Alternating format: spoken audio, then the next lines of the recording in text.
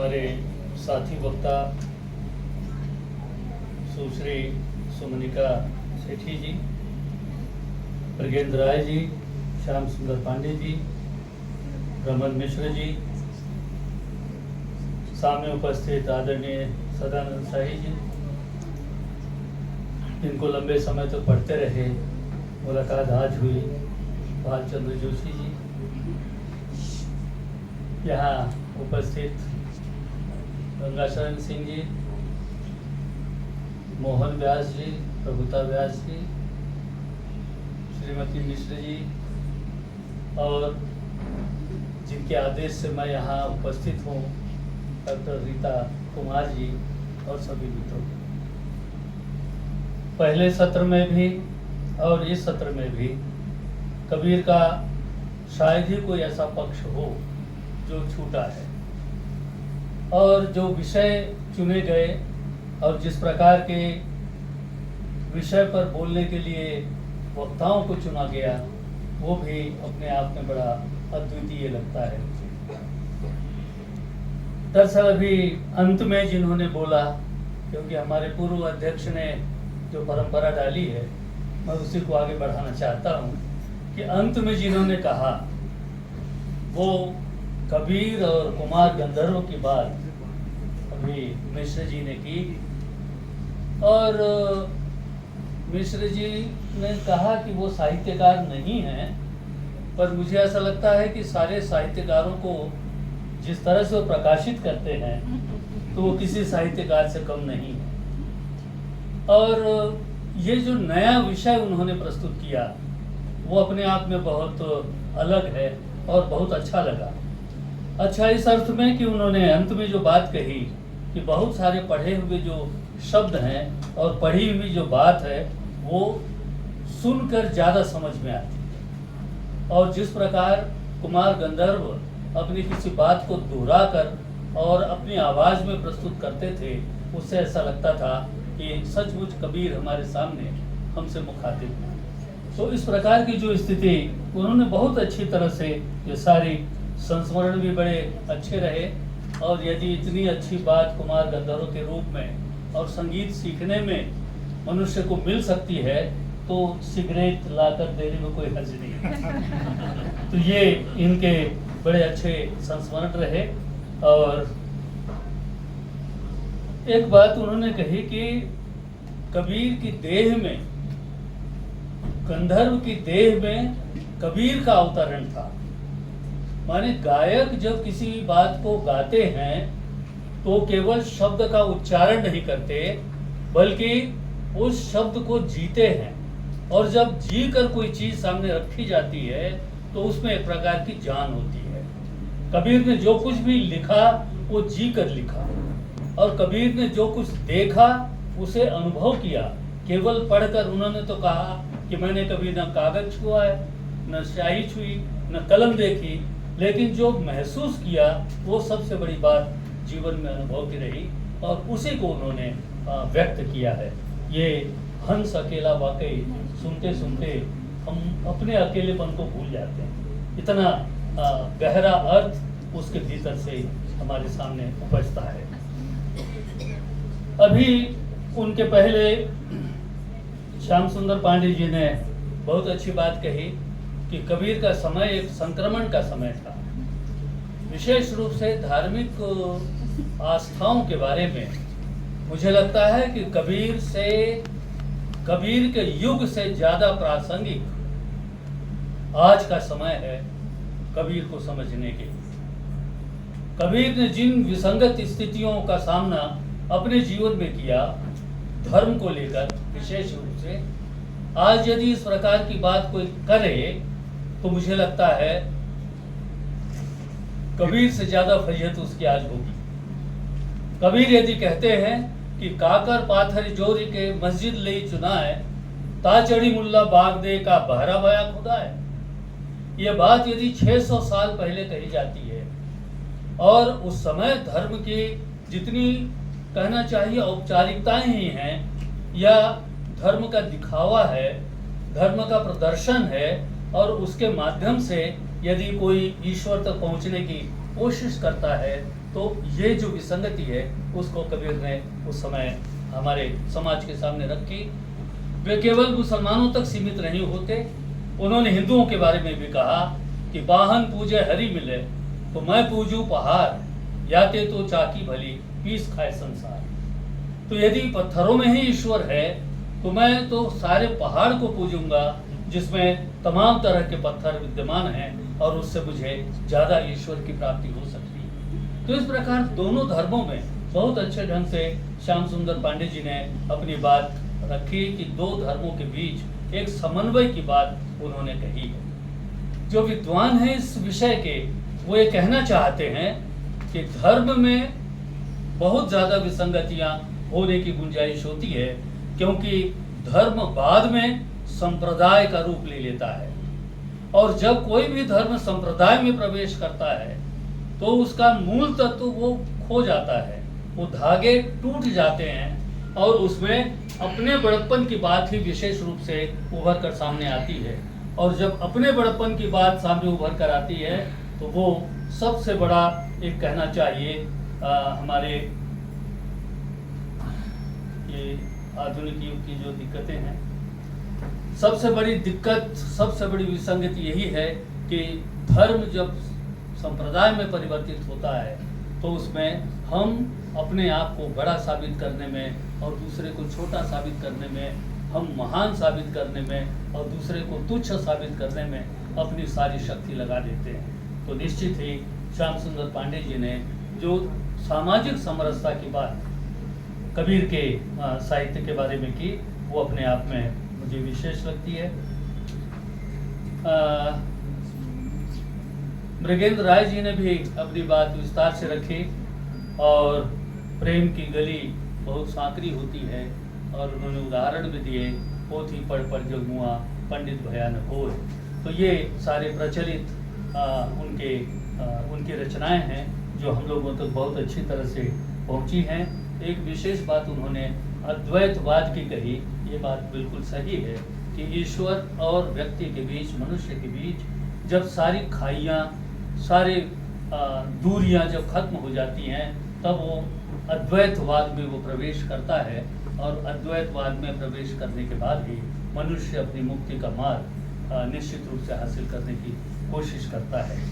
एक और अच्छी बात जो पहले वक्ता ने हमारे सामने सेठी जी ने रखी कि उनके काव्य में किस प्रकार की बात और कितने हमारे दैनिक इस्तेमाल किए जाने वाले शब्दों का उपयोग करके उन्होंने अपने काव्य की रचना की, ये बड़ी अच्छी तरह से उन्होंने हमारे सामने रखा।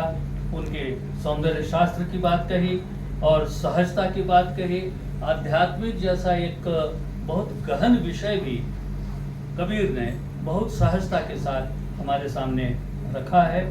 और एक अच्छी बात उनके बात में आई कि अमूर्तता को उन्होंने मूर्त रूप दिया। जो बात बहुत ज़्यादा रहस्यमयी लगती है, जो हम ज़्यादातर नहीं देखते, उसे भी अच्छी तरह से सरल और सहज शब्दों में उन्होंने हमारे सामने रखने की कोशिश की। बात करते हुए वे हमसे संवाद करते हैं, शायद अपने शिष्यों से भी करते हैं, ईश्वर से भी करते हैं, मनुष्य समाज से करते हैं और इस प्रकार वो आकाश से धरती तक की बात करते हुए बड़े आसानी से हमारे दैनिक व्यवहार के शब्दों को लेकर अपनी रचनाओं को विश्लेषित करते हैं। तो मुझे लगता है कि चारों वक्ताओं ने बहुत अच्छी तरह से कबीर को हमारे सामने रखा है।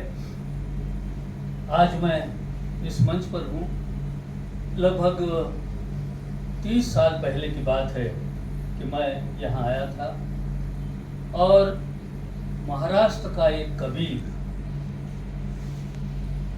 इस मंच पर थे। महाराष्ट्र का कबीर इसलिए कह रहा हूं मैं, कबीर मुझे ऐसा लगता है कि कभी नहीं मर सकते, वो नए नए रूपों में आएंगे। हमने उनके साहित्य की व्याख्या की। आज जैसा कि कहा गया, समाज पहले की तुलना में और ज्यादा असंवेदनशील हो गया है और ऐसी असंवेदनशीलता के बीच यदि आज का कोई कवि कह रहा है, आज की कोई बात हो रही है, तो मुझे लगता है वो आज का कबीर है। और उसी कबीर की परंपरा में महाराष्ट्र में एक कबीर हुए जिनका नाम है नारायण सुर्वे। नारायण सुर्वे इसी मंच पर बैठे थे। नारायण सुर्वे का जन्म कबीर की ही तरह हुआ और कबीर की ही तरह उनको कहीं बिना किसी माँ बाप के जन्म पैदा होते ही छोड़ दिया गया और एक सुर्वे नाम के सज्जन ने उनको उठाकर वो अपने घर लाए, उनको नाम दिया, नारायण नाम रखा और वो धीरे धीरे बढ़ने लगा। और बड़ा होने के बाद उसने जिस प्रकार की कविताएं लिखी, उन कविताओं से ऐसा लगता है कि वो मराठी के कबीर रहे। और इस मराठी के कबीर के घर में परसों चोरी हुई है। ये बड़ी उल्लेखनीय बात है और ये बहुत अच्छी बात ये है कि आज कबीर, कुछ कबीर, कम से कम कुछ कबीर, सारे नहीं, कुछ कबीर चोरों द्वारा भी महसूस किए जा रहे।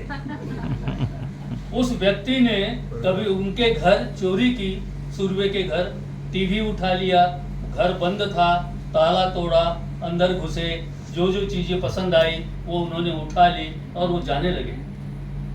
जाते समय उस चोर को मालूम हुआ कि जिनके घर मैंने चोरी की है ये कोई सामान्य व्यक्ति नहीं, ये कवि नारायण सुर्वे है।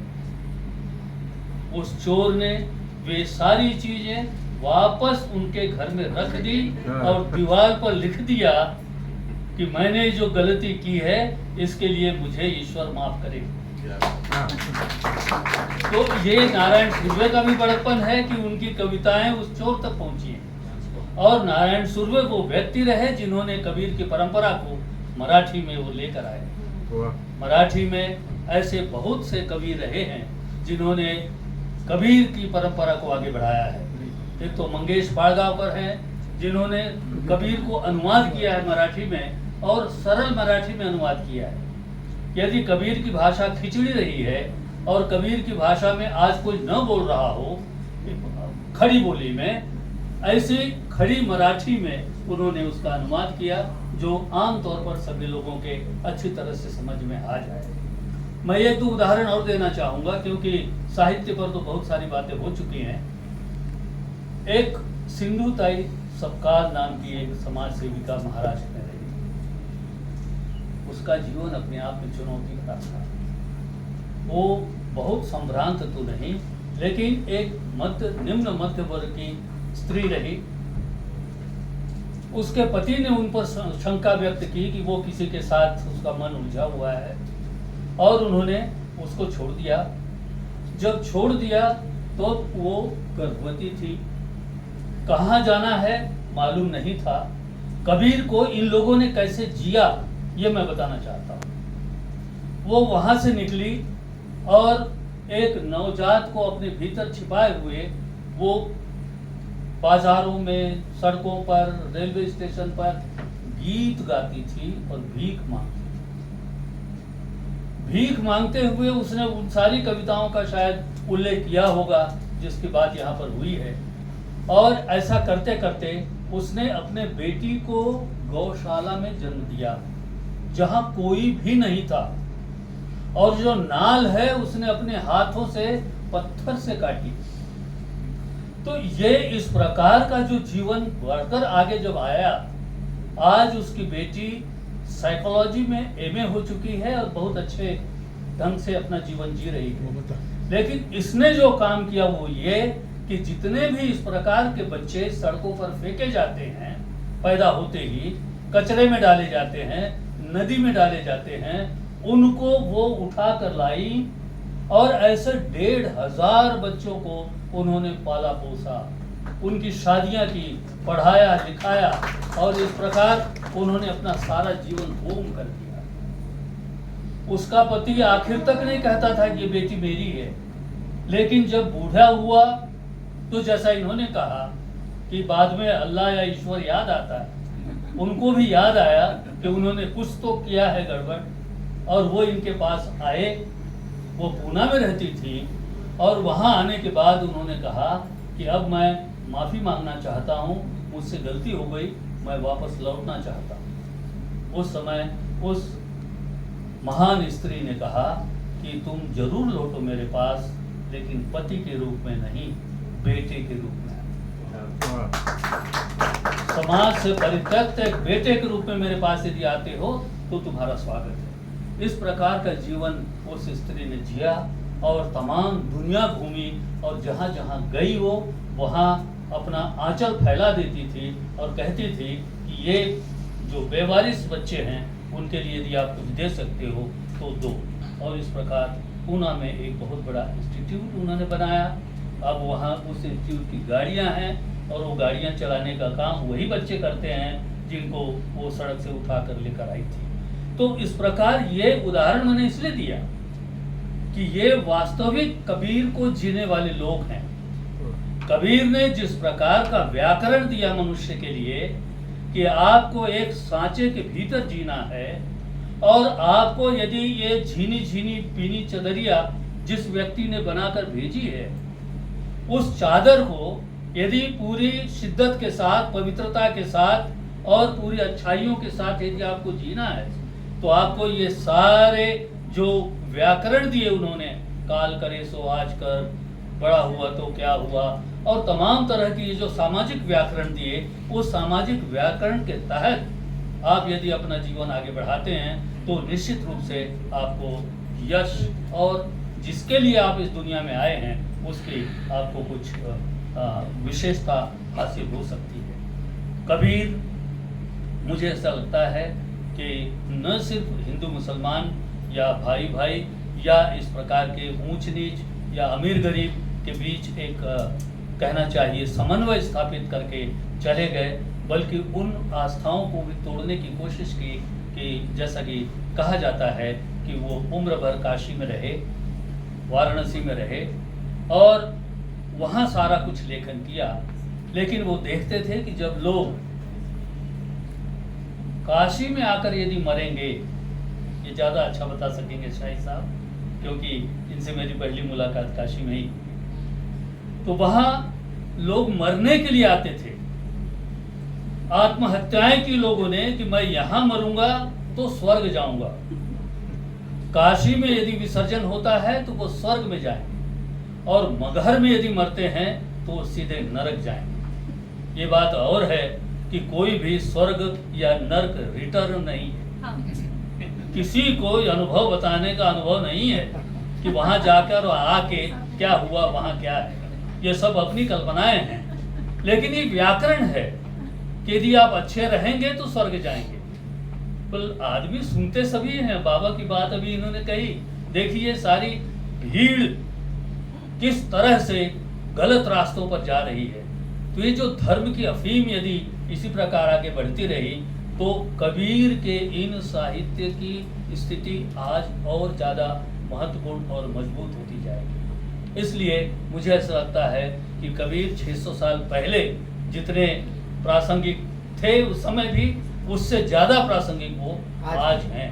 आज उनकी और उनके विचारों की, उनकी रचनाओं की, उनकी सारी बातों की बहुत ज़्यादा आवश्यकता है। वैसे एक दो उदाहरण देकर मैं अपनी बात समाप्त करूंगा, क्योंकि इतना सब सुनने के बाद आप लोग, बहुत सारी बातें मेरे भी मन में थी और उसमें एक दो बात अंत में कह के मैं समाप्त करना चाहूँगा। और मुझे यह जानकर पढ़कर भी बहुत खुशी हुई कि रविन्द्रनाथ टैगोर ने बहुत ज़्यादा कबीर को पसंद किया, और कबीर को पसंद करने के बाद उन्होंने अनुवाद भी बहुत किए। मराठी में भी उनके अनुवाद बहुत हुए, तमाम भाषाओं में हुए। कबीर पढ़े लिखे नहीं थे, लेकिन आज की तारीख में उन पर हज़ारों से ज़्यादा PhD हो चुकी है। हज़ार शायद शब्द कम होगा, आप सब लोग ज़्यादा अच्छी तरह से बता सकते हैं। कबीर पर सबसे ज़्यादा PhD यदि हुई है तो कबीर और तुलसी पर। तो इस तरह से उन्होंने जिस प्रकार के उलटवासियों का किया प्रयोग, वो एक दो बात का उल्लेख करके मैं अपनी बात समाप्त करूँगा। वो बहुत सहज ढंग से अपनी सारी बात कहते थे, पर उसमें बड़ी रहस्यात्मकता बात भी होती थी, उसमें बड़े रहस्य भी होते थे, जीवन के, आत्मा के, ईश्वर के और मुक्ति के, ये सारे रहस्य उनके उन सारी बातों में होते थे। वो कहते थे कि चींटी चले अपना ससुराल, नौमन काजर लाए, ऊंट मारी बगल में लीनी, हाथ लिया लटकाए, एक अचंभा ऐसा देखा, बंदर दूहे गाय, और दूध दही तो आपन खाए और घी बनारस जाए। तो सारा हिंदुस्तान का घी जो है वो बनारस में ही जाता है। तो उन्होंने ये सारा घी, ये चींटी, ये ऊंट, ये सब प्रतीकात्मक ढंग से हमारे सामने रखने की कोशिश की है। ससुराल क्या है, नैहर क्या है, और बड़े अच्छे ढंग से इसको उन्होंने समझाया है।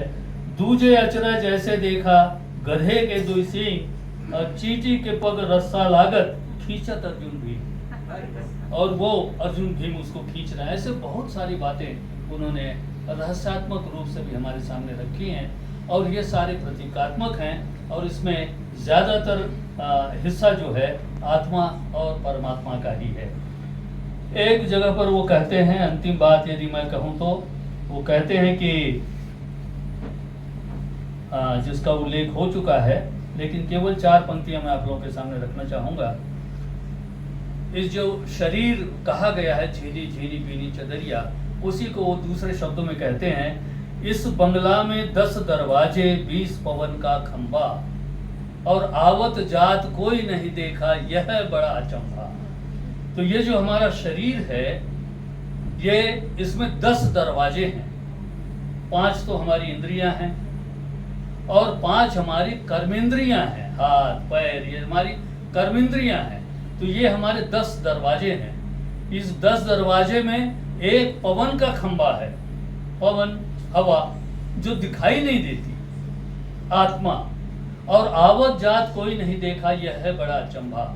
और इस आत्मा को आते और जाते समय किसी ने नहीं देखा, ये सबसे बड़ा अचंभा वो महसूस करते हैं। और इसको लेकर वो पंच तत्व की बात करते हैं, और हमारे रजोगुण तमोगुण की बात करते हैं, सतोगुण की बात करते हैं, और इस प्रकार मनुष्य को अधिक से अधिक ऊर्ध्वमान बनाने के लिए उन्होंने हमारे आज के तत्कालीन समाज के जो भी बुराइयां रही हैं, जो भी विसंगतियां हैं, उनको दूर करने के लिए लोगों के सामने रखा। और इसीलिए शायद कहा जाता रहा होगा कि वो अक्खर थे और बहुत ज़्यादा हठी थे, क्योंकि उनको वो जो दोष दिखते थे उससे वो बहुत रुष्ट होते थे, नाराज़ होते थे, और अपने शब्दों में उसको बयान करते थे। लेकिन हमें देखें कि कुमार गंधर्व जैसा व्यक्ति यदि उनके पदों को गाकर, उनको शैली में, शिल्प में और कथ्य को इस तरह पिरोया कि वो उसमें गीयता भी है और उसमें आध्यात्मिकता है, इन दोनों को बांधने की कोशिश, सफल कोशिश कबीर ने की है।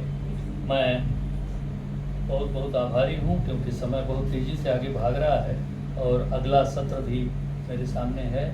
मैं हिंदुस्तानी प्रचार सभा को बहुत बहुत धन्यवाद देना चाहता हूँ और आभार व्यक्त करता हूँ कि इस अवसर पर उन्होंने आप सबके सामने आने का मुझे मौका दिया। बहुत बहुत